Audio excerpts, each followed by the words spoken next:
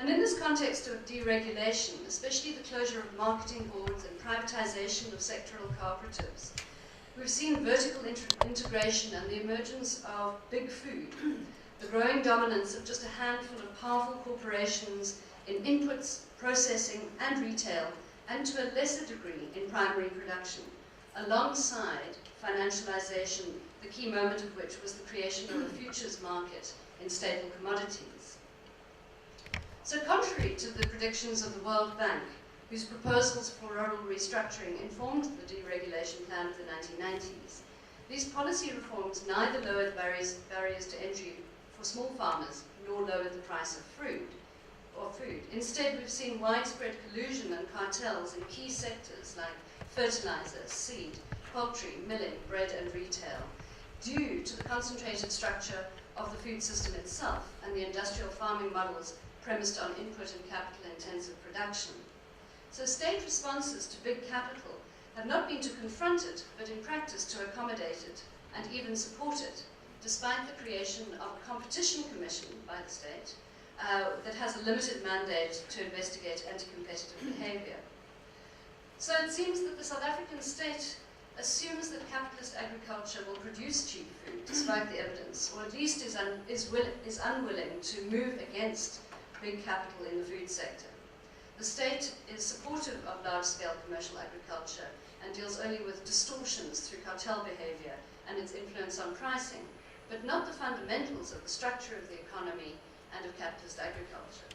And it's in this context that land reform, a modest land reform program, was introduced, aiming to transfer 30% of commercial farmland in the first 5 years of democracy, and based on a willing buyer, willing seller approach.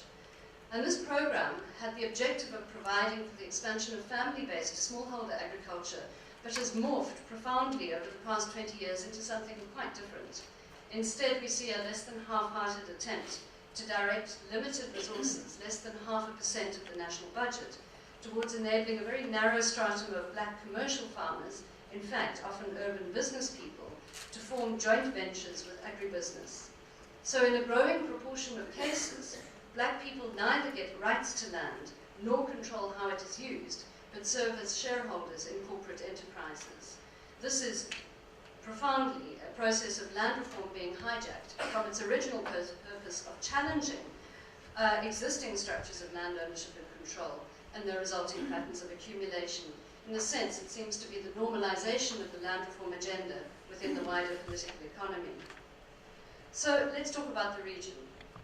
So spurred by this process of rapid deregulation and liberalization, the overall trend of agrarian change in South Africa has been, rather than land or agrarian reform, the consolidation of the hegemony of large-scale commercial farming and corporate agribusiness in value chains. And we're interested in how these internal conditions and configurations are shaping regional strategies. In a context of constrained domestic demand due to high levels of poverty and emerging opportunities for geographic diversification, both farming and agribusiness capitals are now expanding into various African countries, and in so doing, they're promoting an agro-food system centered, as in South Africa, on the dominance of large capital. And we'd like to look at 6 elements of this changing agro-food system. Firstly, the financialization of agriculture and the emergence of South African-based farmland funds. So there's a growing cast of actors through whom transnational private capital is being brought into Africa's agriculture, ranging from pension funds, hedge funds, sovereign wealth funds, various banking institutions, agribusinesses, and of course private equity funds, which the report named the vultures of land grabbing, characterizes, and I quote, not only having a speculative business model, but also representing a conveyor belt for shareholder capitalism from the financial to the real economy. One example is Emergent Asset Management, a UK South African management firm emerging from defense and high-tech industries in the US and now specializing in farmland investments in Africa.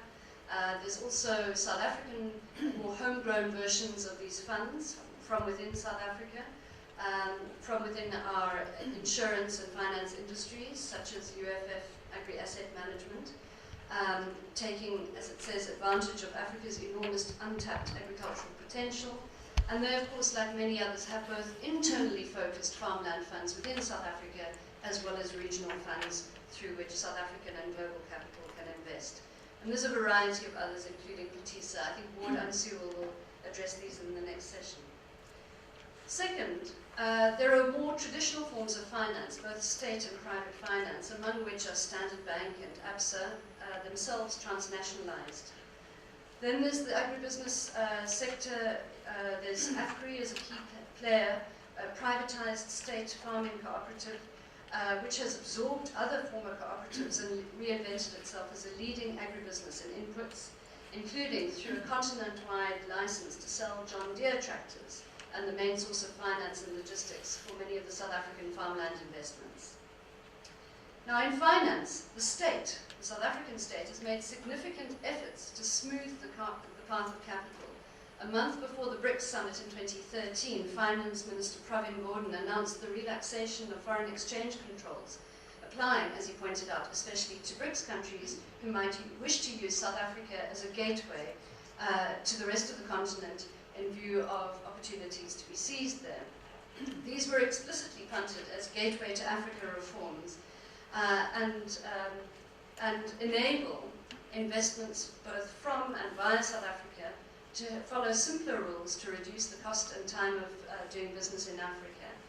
And key to these reforms is the new system of allowing holding companies to be exempt from South African Reserve Bank exchange controls. And companies listed on the stock exchange would be not regarded as resident for foreign exchange control purposes. Clearly, so the state is concerned with facilitating the movement of capital both into and through South Africa. Much less significant are various state finance development corporations involved in a range of infrastructure projects in road, rail, energy, mining, many of which are facilitative of these investments. The third theme I want to touch on is the growing influence of multinational and South African input supply industries, where the overarching change has been towards consolidation of ownership in seeds, pesticide and fertilizer, with multinational corporations buying up or into South African corporations and these in turn expanding in the region. Examples include Pannar, now largely owned by DuPont, together with Monsanto and Pioneer, all but monopolizing the local market for seed, for maize, sorghum and wheat, while pesticides are dominated by a mix of global and local companies, Monsanto, Pioneer, Syngenta, a few others, with their entry into other African markets being facilitated by the G8's new Alliance for Food Security and Nutrition. Fourth is the prevalence of land deals themselves, premised on the expansion of industrial farming systems. South African companies are engaged in forestry deals in Mozambique and Ghana, in farming projects in Congo, Mozambique, Swaziland, Zambia, Zimbabwe, Nigeria, and wildlife and ecotourism projects in various other countries.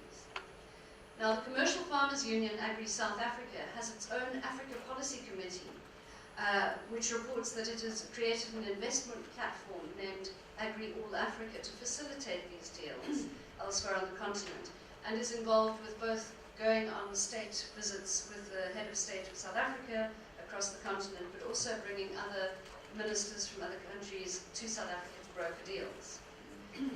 Meanwhile, South African commercial farmers are forging stronger relations with other regional farmer bodies, notably the Southern African Commercial Agricultural Union, SACAO, and also the continent-wide alliance of regional farmer organizations like ROPA, EAFF, and so on, which is called the Pan-African Farmers Organization.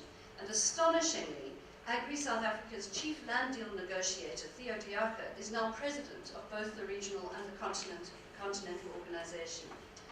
On his election as president of the Pan-African Farmers Organization last year, he set out priorities for African agriculture, including, as he said, a change of mindset from fighting poverty through agriculture to wealth creation, and a need for Africa to take ownership of opportunities on the continent through intra-African trade. So I see a bit of a shift in the past few years from the gung-ho plans to secure massive land concessions in 22 African countries, which was what was going on in 2011-2012. And after the disappointing results of its farmer groups in Mozambique and Congo, Agri South Africa has withdrawn to more modest aims of consolidating in certain countries while also pursuing possibilities, particularly in Ethiopia and Nigeria, while lobbying others, and lobbying for secure arrangements in view of the discontinuation of bilateral investment treaties by the South African state. And in the context of farmland deals, one of the big success stories, of course, of agribusiness on the continent is that of sugar, notably the sugar giants Ilovo and Tongaat, Hewlett, both in 6 countries each in Africa, and to a lesser degree also TSB, building on a model honed and refined in South Africa over decades of nucleus estates, supplemented and often dependent on contracted armed growers. And the adaptation of this model of commercial farming in different ways in Tanzania, Malawi, Zambia, Mozambique shows how these large companies have on the one hand reproduced South African production systems and labor regimes and the kind of social relations that underpin them, while also adapting their modalities to different contexts. So it's important to recognize, though, that while land deals or land grabs might denote accumulation by dispossession, there are many other factors that are also changing land holdings. And as Tom Jane has pointed out, there are endogenous processes of concentration in land holdings in many African countries by local and national elites, which often overshadow transnational land grabs. So we need to look at how domestic capitals are moving up and downstream through value chains in these highly dynamic contexts into which South African capital and capital routed via South Africa is engaging. The 5th area that we think is important to look at is the export of South African companies' food processing, manufacture, logistics and distributions operations. So related to the expansion of sugar, for instance, are the 4 South African food giants, Tiger Brands, Pioneer, Premier, Food Corp, which dominate processing and manufacture in South Africa. Tiger Brands is the biggest, facing declining profits at home, and has embarked on aggressive acquisitions in other African countries, acquiring a Nigerian biscuit company, an Ethiopian food and beverage company, minority shares in the Nigerian food and beverage company, and so on. And its arch rival at home, Pioneer Foods, also expanding, acquiring majority stakes in Nigeria and in several other countries in Angola, Kenya, Ethiopia, Tanzania, Ghana. So Pioneer has extended its footprint largely through vertical integration combined with regional expansion into grains, animal food, feed, poultry, beverages, and until recently also with a licensing agreement with PepsiCo. So, you know, there are many ways in which these issues of these processing interests are strongly linked to other sectors outside of what might be seen as the food system, transport, logistics, distribution. Is that 5 minutes now? Okay, I'll get there. 6th is the rapidly expanding reach of South African food retail, notably supermarkets and fast food chains. The 4 giants of food retail in South Africa, Shoprite, Pick n Pay, Spar, Woolworths, all have a regional imprint, with Shoprite being arguably the most successful supermarket chain. And far behind is Pick n Pay, with its own subsidiaries moving into Nigeria, but also closing operations in Mozambique and Mauritius, and Spar and Woolworths, which subsequently pulled out of Nigeria. Of more concern, perhaps, than its local competitors to Shoprite are other supermarkets emerging elsewhere on the continent, including the Kenyan supermarket chain Nakumatt and the entry of Walmart into South Africa and its subsequent expansion into the region. So I think that Melody Campbell will be talking more about this process of supermarketization on the continent and the role of South African food retail. But I think, in conclusion, we want to understand the links between the internal and the regional agro-food transformations. And to do this, we need to look at push and pull factors conditioning the behavior of capital. In terms of the push factors from South Africa, we see stagnating demand as an outcome of the accumulation path we're on that features massive structural unemployment in South Africa, with capital being pushed to look for new markets, but also pull factors, global processes, and growing domestic demand for food in many African countries, including manufactured foods in growing urban hubs, spurred both by de-agrarianization more generally, but particularly oil and gas booms in certain countries, on the back, of course, of decades of post-structural adjustment liberalization. So in many ways, globalization came at a good time for South African capital, coinciding with the end of anti-apartheid sanctions and efforts towards regional integration. But we think it's important to emphasize that South African capital has encountered substantial obstacles to entry in the region and been challenged by competition in domestic markets, both in other middle-income countries and also from other middle-income countries elsewhere. And of course, civil society activists are questioning and challenging capital-centered agro-food systems. So success for South African corporate agriculture as a regional hegemon in Africa's agro-food system is far from assured, which is why we think it's interesting to look not only at where it succeeded, but also where it failed. And there are a few significant examples that we could mention.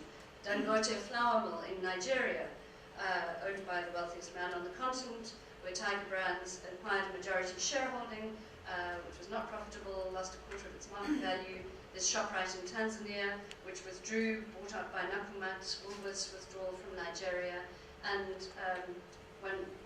not total failures, but very disappointing farmland investments in Congo and Mozambique with massive attrition, in a similar pattern to what Amanda Hammer has described in relation to the movement of white Zimbabwean farmers into Mozambique. And so we ask, is the reason for failure in these cases the fact that not all elements of the system are present? And we hypothesize that this is the case. Individual elements of the South African agro-food system, like for instance land deals for primary production, depend on the wider system and on political support. So capital is also vulnerable. So we think that what is underway is the export of elements of South Africa's agro-food system into countries where states don't have the capacity or willingness to create other elements of that system. Finally, we think that there are, because we don't have final conclusions, we're going to set out a research agenda which focuses on questions about why and how and the outcomes of these transformations. And the first area is, we think that it's important that we do more work as a collective within BICAS to understand the drivers and mechanisms through which processes themselves precipitate both upstream input industry and primary production and also downstream to retail investments. And then secondly, to explore the successes and failures and their reasons and what are the conditions that make exporting elements of the South African food system unfeasible, and what are the strategic adjustments being made. Thirdly, how are host states positioning themselves while soliciting inward investment, while also aiming to shore up local ownership of core sectors? And what is the political economy of corporate state relations, social networks, and economic rent seeking? Fourth, where is the South African state in all of this, other than providing a comfortable base for global capital? What else is the South African state doing to promote regional expansion, and how does it balance this with its interests to provide cheap food at home to an increasingly unequal population? And finally, fifthly, what are the impacts of the expansion of this corporate agro-food system on local markets and producers, and what are the outcomes for the food system and dynamics of accumulation? What does it mean for agrarian societies and for changing diets? And what are responses and resistance, the politics from below, in response to the changes in these agro-food systems as farmers, workers, and civil society groups contest South African capital's promotion of its own form of an agro-food system? Thanks.